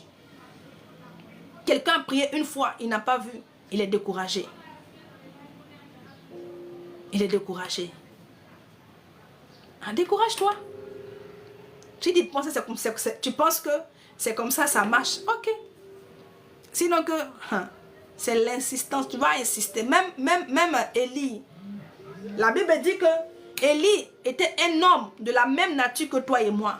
Élie là, c'était pas un extraterrestre. C'était un homme comme toi. Élie même là, c'était quelqu'un qui était dépressif par moment. Il faisait la dépression. Parce que quand Jézabel s'est levée, Élie a commencé à courir. Il a commencé à fuir. Quelqu'un qui a prié, le feu est descendu. Quand Jézabel a dit, toi Élie, je ferai de toi ce que tu as fait à mes prophètes. Élie a commencé à fuir. Il a commencé à réclamer la mort. C'est la dépression. Il était en dépression. Il déprimait. Il a dit à Dieu que moi là, je veux mourir. Je suis fatigué. Je veux mourir. Un homme comme ça là, on t'a dit qu'il a prié et puis il a fermé le ciel. Est-ce que tu vois un peu? On dit Dieu prend les choses faibles pour confondre les forts. C'est ça avec Élie là. Il prend les choses faibles et puis il confond les forts. Élie demande la mort. Il a commencé à marcher. Il est arrivé à un endroit. Le Seigneur lui demande, Élie, tu fais quoi ici? Il dit, tu vas voir ce qu'ils ont fait à tous tes prophètes. Je suis resté le seul. Il dit, non, tu n'es pas le seul. J'en ai gardé encore. Élie, le Seigneur dit, retourne-toi. Oui. Un homme comme ça. Mais la Bible dit, il a prié avec insistance. Il a prié. Et puis il a fermé le ciel. Après encore, il a prié. Et puis il a ouvert le ciel. Et ça. Maintenant toi tu as prié une fois, c'est fini. Imaginez-vous un peu. Le serviteur d'Élie. Celui à qui il a dit, il faut aller voir le ciel. Je suis sûr que peut-être qu'il a boudé. Parce qu'à chaque fois, on lui dit, va voir. Il dit, je vois seulement une pomme. Il revient, va voir. Élie savait ce qu'il faisait. Il n'a pas prié une fois. On dit, il a prié avec insistance. Il a insisté dans la prière. Il a persisté. Et puis, il a eu gain de cause. Nous sommes amenés à insister. Le Seigneur t'exhorte à insister, à persister.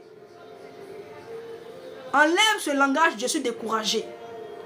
Si tu as envie de pleurer, pleure. Ça, je le dis souvent. Mais quand tu finis de pleurer là, quand l'heure de la prière arrive, va prier. Est-ce qu'on se comprend? Quand tu as envie de pleurer, pleure. Parfois, ça te soulage un peu. Il faut pleurer. Tu comprends, non? Quand c'est comme ça, le diable te voit et dit, ouf, il est faible.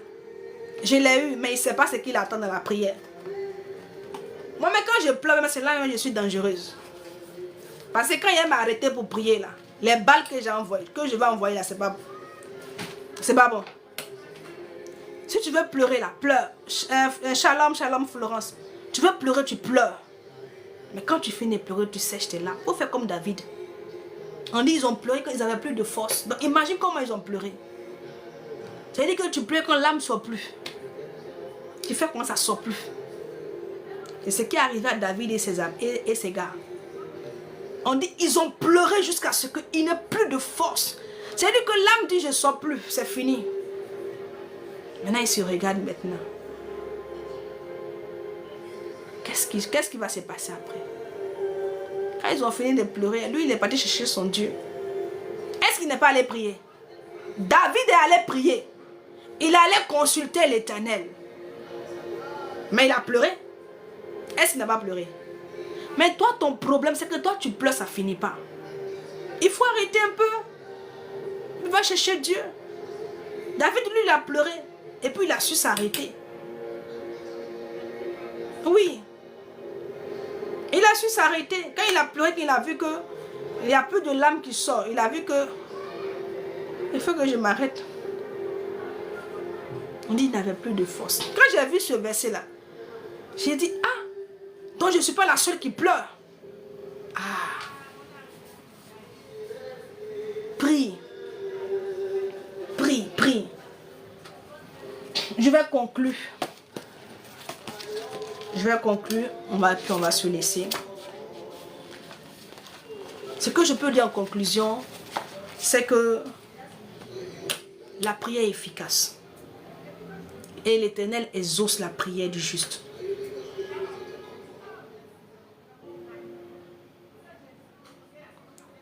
La prière est efficace lorsque tous les éléments sont réunis. Lorsque tous les éléments, la foi,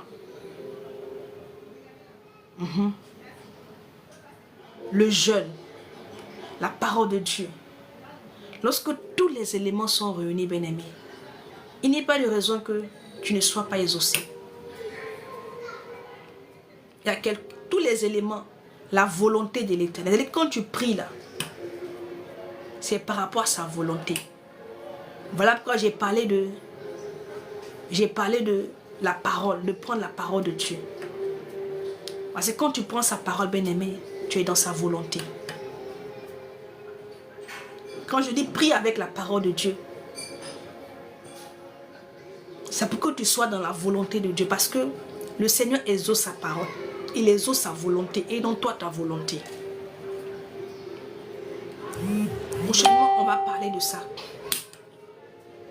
On parlera de la volonté de Dieu. Quand on prie.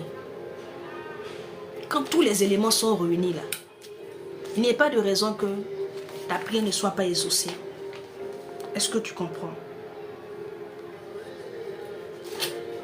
Il faut prier. Je dis à quelqu'un, prie. Prie. Dieu exauce la prière. Ne te décourage pas. Ton Dieu est fidèle. Ton Dieu est bon. Et ce Dieu te fera du bien. Toutes les prières que tu es en train de faire monter, il arrivera un moment où tu recevras les ossements. Car il y a toujours un mouvement qui se fait. Le mouvement où les anges montent. Le mouvement où les anges descendent. Oui. Il y a des anges qui montent. Il y a des anges qui descendent. Celui qui doit t'emmener ton exaucement là, il arrive à toi. Quand tu pries, bien-aimé, ça fera le chemin à l'ange de venir vers toi. Prie, prie, prie, ne te décourage pas. Oui, parce que pour que les ossements arrivent à toi, il y a un combat qui se fait aussi. Pour que même ça va aller, c'est compliqué. Et quand ça doit revenir, bien-aimé, il y a tout un combat pour que ça arrive à toi. La preuve, dans le livre de Daniel, tu vas là-bas, tu verras. Tu vois que l'ange qui devait l'emmener les ossements là, ils l'ont bloqué quelque part là-bas. Pour ne pas que Daniel ne reçoive les ossements. Pour ne pas qu'il reçoive. Donc tu vois un peu, quand toi tu pries, il y a des entités là-bas là, ils sont là-bas, ils ne veulent pas.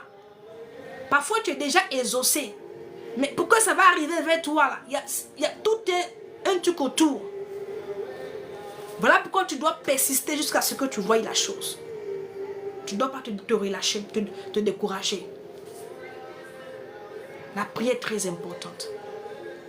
Un chrétien qui ne prie pas, il sera toujours vaincu dans ses batailles. Un chrétien qui ne prie pas, à quel moment tu vas être équipé? Le Seigneur Jésus-Christ là, il faisait des miracles, il opérait des guérisons, mais il allait se ressusciter. Chaque fois, bien aimé, la Bible dit que parfois il renvoyait ses disciples avec la foule. Et lui-même, il partait sur la montagne pour faire quoi? Pour prier, pour se ressourcer. Oui, pour renouveler ses forces. Pour d'autres équipements, bien-aimés. Parce que tu dois être équipé constamment. On dit la femme l'a touché, une force est sortie de lui. Et c'est toi quand tu sors là, tu sais qui te touche. Il y a des combats invisibles. Il y a des combats, tu es là, quelqu'un vient, il te touche comme ça. Est-ce que tu sais pourquoi il t'a touché comme ça? Mais comme tu es équipé spirituellement, il y a un ressort. Oui. Donc quand tu sors la journée là, bien aimé, quand tu viens à la maison, tu as comme l'impression que tu es épuisé. Mais je veux te dire, il y a des forces spirituelles aussi. Il y a des forces que tu as perdues. Parce qu'il y a eu des combats invisibles. Il y a des personnes bizarres qui t'ont attaqué. Il y a des personnes bizarres qui t'ont touché. Mais comme tu t'es équipé là, ce qu'ils voulaient faire là, ne t'a pas atteint.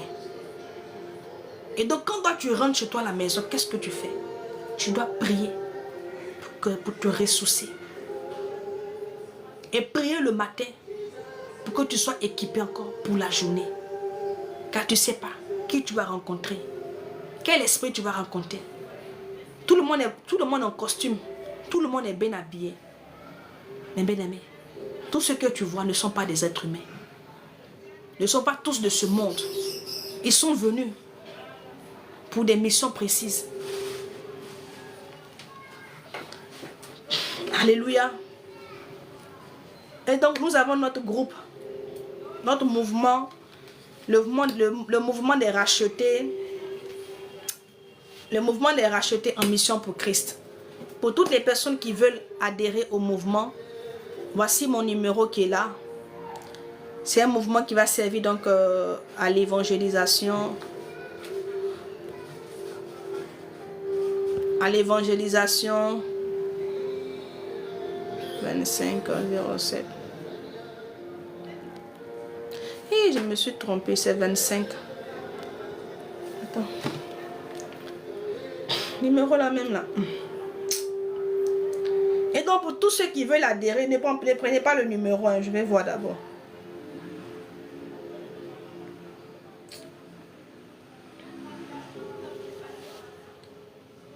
Attendez, je vérifie. Nous sommes déjà à la fin. Ah, c'est ça, c'est le numéro. Ok, 52. C'est le numéro qui est là. Donc, c'est un mouvement pour notre évangélisation. Nous aurons des activités que nous ferons. Peu importe là où tu es.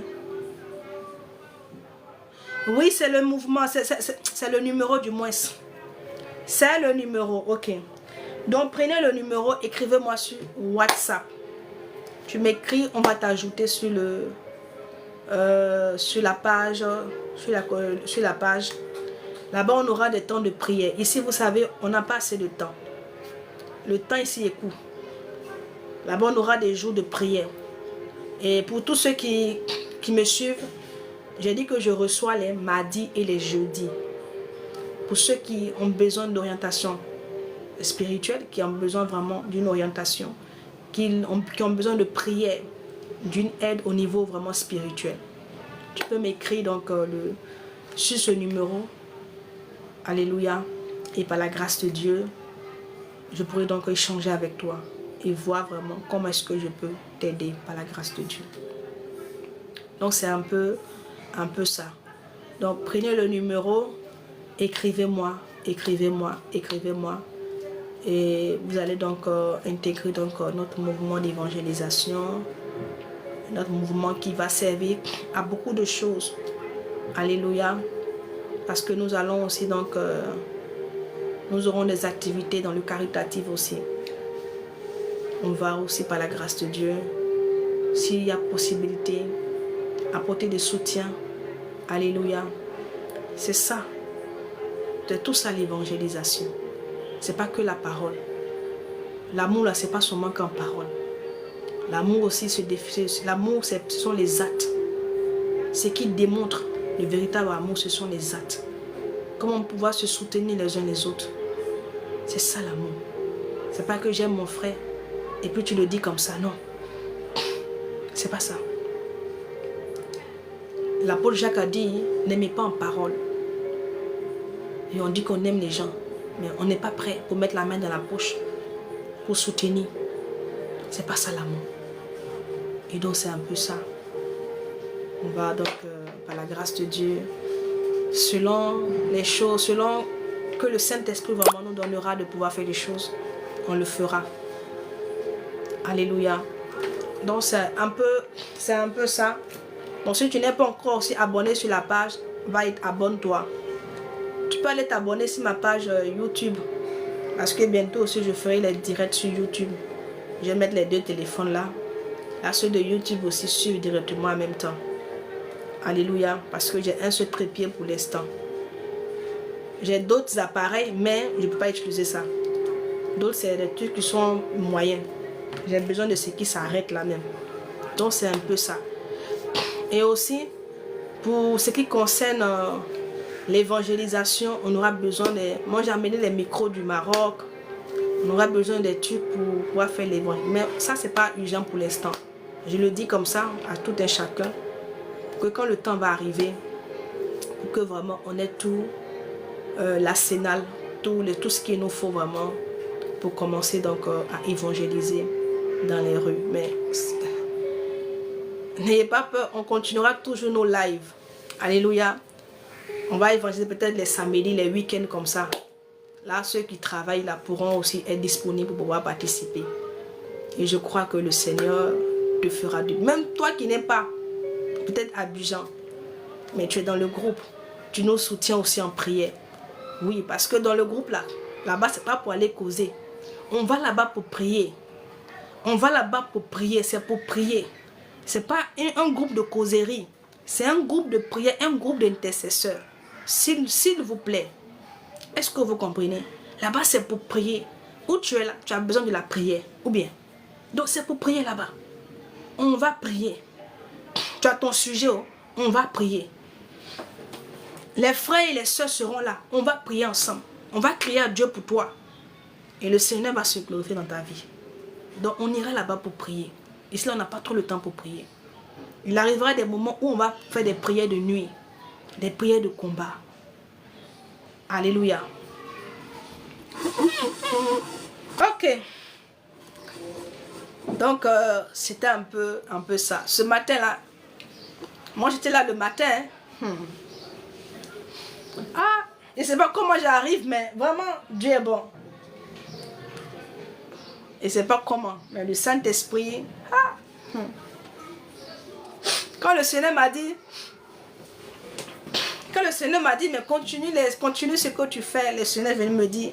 Il dit, ah mon Dieu, moi je vais arrêter parce que j'ai beaucoup de choses à faire. Dernièrement, je me suis inscrite donc à l'église, donc à l'école du ministère. Je dois aller me former. J'ai dit à Seigneur, ah, est-ce que moi j'aurai le temps? Je dois reprendre mes cours aussi.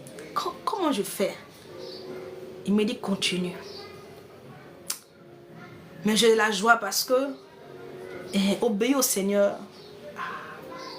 ça te libère. Oui. Quand tu obéis. Mais tu ne sais pas la joie de savoir que toi, tu es béni par cette parole. Oui. Souvent, je m'assois et puis je dis, comme si je n'avais pas obéi, mais c'est que j'allais faire du mal à beaucoup d'hommes sans m'en rendre compte. Parce que le Seigneur il veut bénir ces personnes-là au travers de mon canal. Je dis à quelqu'un, obéissons. Ne regardons pas à nos problèmes, à nos petits bobos, mais obéissons à Dieu. Dieu sait ce que nous vivons. Il sait ce que nous traversons. Ce dont nous avons besoin. Mais cependant, Il te dit, fais ça. Fais-le. Je suis la preuve vivante, bien-aimé. De quand Dieu te dit quelque chose, quand tu le fais, d'abord tu as la paix. Tu as la paix d'abord. Il y a une paix qui vient s'installer dans ton esprit, dans ton cœur, dans ton âme. Tu as la paix. Ou tu penses que ça va te troubler là. Ce n'est pas le cas. Tu reçois la paix. Quand tu obéis, d'abord tu reçois la paix. La paix de Dieu. Que le Seigneur te bénisse. Je vais prier pour la fin. Dieu 3 fois saint, Dieu tout-puissant, je te rends grâce, je te bénis encore pour ta fidélité. Tu as été là avec nous. Tu nous as instruits, tu nous as enseignés. Tu nous as fait comprendre, Seigneur, pourquoi est-ce que nous devons nous rendre disponibles pour prier. Tu nous as fait comprendre, Seigneur, les différents codes par rapport à la prière. Je bénis ton nom et je prie, Seigneur, que tu donnes la force à toutes ces personnes, que tu relâches ton esprit de prière dans la vie de chaque personne ici présente. Que, Seigneur, que des gens appellent pour dire ma vie de prière a été restaurée. Que ma vie de prière a été restaurée. Viens restaurer la vie de prière de plusieurs. Que personne ne reste, Seigneur, mon Dieu, mon roi, en arrière. Que personne ne demeure, mon Dieu, mon roi, dans cette lourdeur. Mais je prie que tu donnes la force. C'est toi qui donnes la force, Seigneur. Donne-le la force. Communique-le l'esprit de la prière. Et que, Père, il redécouvre, mon Dieu, la joie, la paix, la liberté dans la prière. Que la prière, bien-aimée, soit au centre de leur vie. Glorifie ton nom dans leur vie. Agis. Souviens-toi de toutes ces personnes. Tous ici ont des besoins. Tous ici t'ont soumis une requête. Seigneur, souviens-toi de leur requête. Souviens-toi de leur requête, Seigneur. Bénis-les. Bénis-les, Adonai. Bénis-les, Elohim. Ne les laisse point, Seigneur Père, sans exaucement. Je te prie, mon Dieu, je t'en prie, Elohim, de te souvenir d'eux, Seigneur, et d'ouvrir ton ciel pour eux. Donne-leur la réponse qu'ils attendent, Seigneur. Donne-leur, Seigneur, mon Dieu, mon roi, de rire de l'avenir. Donne-leur, Seigneur, faites d'eux ce témoignage pour la gloire de ton nom. Je te rends toute la gloire parce que tu le fais, parce que tu es fidèle, parce que tu n'as pas changé. Merci infiniment, Adonai, pour ce moment que tu as permis. Je te rends toute la gloire, honneur et puissance. C'est toi qui vis éternellement et dont le trône n'a pas de fin. C'est en ton nom, Jésus, que j'ai prié en ce jour. Amen. Ok, donc demeure béni, mon frère, ma soeur. Je t'attends sur WhatsApp. Écris-moi, prends le numéro. Si tu n'as pas pris le numéro, attends. Écris-moi en aparté sur la messagerie TikTok. Dis tout simplement que je vais intégrer le groupe WhatsApp, le groupe de prière. Et là-bas, je pourrai donc récupérer ton numéro et puis t'ajouter. Que le Seigneur te bénisse. Le lundi, je ne serai pas là le matin. Je serai là dans l'après-midi à 15h parce que j'ai une course en journée. Donc le lundi, on se retrouve par la grâce de Dieu. Si Dieu nous fait grâce, oui. Car tout est par sa grâce. Si le Seigneur dispose encore les choses, le lundi, on se reverra à 15h. Pour ceux qui sont